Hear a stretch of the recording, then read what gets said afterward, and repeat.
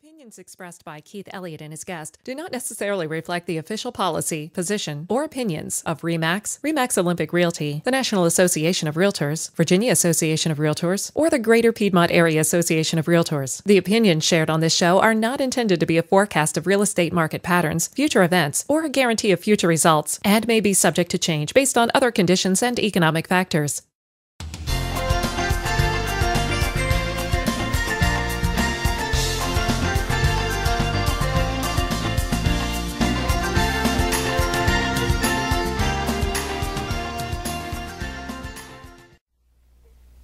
Hi, I'm Keith, and today I'll be talking to you about equity sharing and how you may be able to use this as a means of acquiring a new home, or, if you're a real estate investor, a way for you to capitalize on future home equity growth in an improving economy.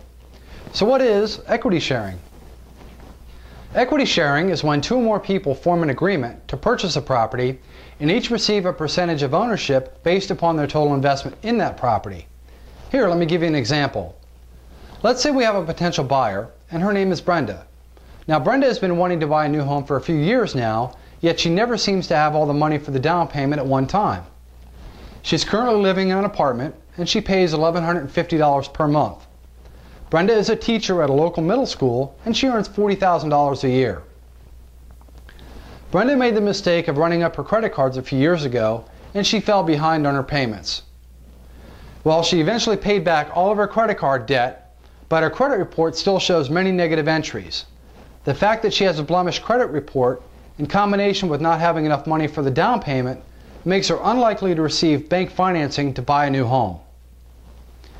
Steve is a real estate investor, and he lives across town.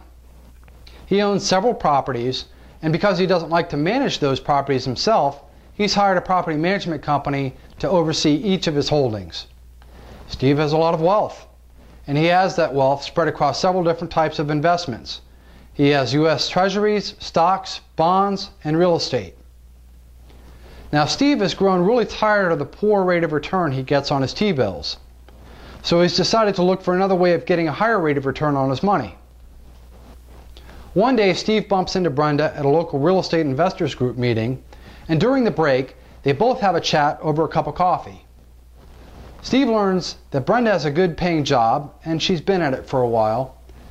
She's learned the error of her ways, and now she wants to buy a house, but can't because no one will give her credit. Steve tells Brenda that he's got a very high FICO score, and his biggest challenge is trying to find a safe place to invest his money where it will earn a reasonable rate of return. Together they come up with a plan. Steve offers up that he'd be willing to use his credit and qualify for a new mortgage if Brenda would agree to live in the house and take care of all the expenses that go along with it. But there's one catch. She would have to buy him out in 3 years. Brenda is excited about this concept, and she agrees because this could be the very break that she's been waiting for. Steve is happy because he knows that just because the real estate market is down right now, it won't always be. And when it goes up, so will his return on this investment. Both understand their final agreement rests on the terms and conditions they agreed to in writing. They exchange contact information and agree to talk in 1 week. The next day, Steve contacts his attorney and asks that he write up an agreement based upon his conversation with Brenda. Meanwhile, Brenda has begun her house search online, and she's already identified several homes that are in an area she's familiar with. So she contacts a realtor, and she schedules a day to go out and tour these properties. A few days pass, and Steve and Brenda talk on the phone. Brenda mentions that she's found the home that she wants. It's exactly like her cousin's, and it's perfect for her. It's a 3-bedroom, 2-bath, split level in a nice neighborhood close to where she works. The list price is $175,000. Steve asks her to send him an email with all the pertinent information about this home, along with any photos she may have. They hang up. The next day, Steve looks over the information that she sent him and agrees to go in with Brenda and buy this home using his credit. He then asks his attorney to update the equity sharing agreement with Brenda. The next slide illustrates those terms. Brenda, 25% ownership. Steve, 75% ownership. The address of the property, the purchase price, $175,000, less the down payment of 20%. The amount left to finance is $140,000. There's closing costs. The loan term is 30 years at 4.5%, and that equals a monthly payment of $709.36. There's property tax and homeowner insurance. Brenda agrees to pay the monthly mortgage payment and all the costs associated with the homeowner insurance and the property tax.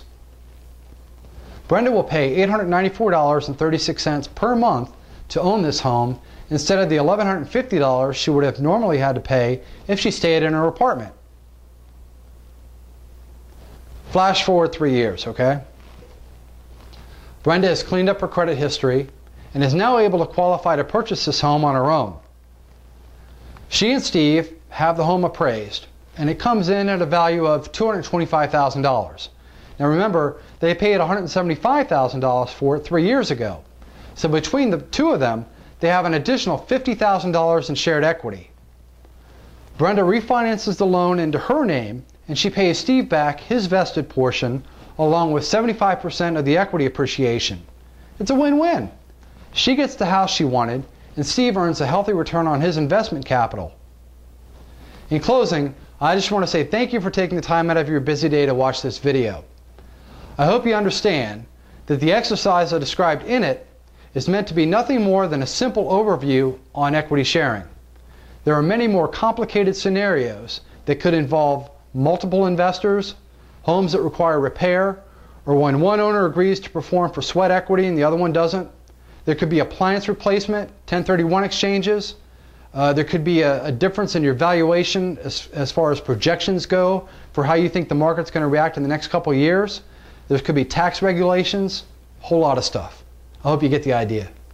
Well, thanks for watching and have a great day.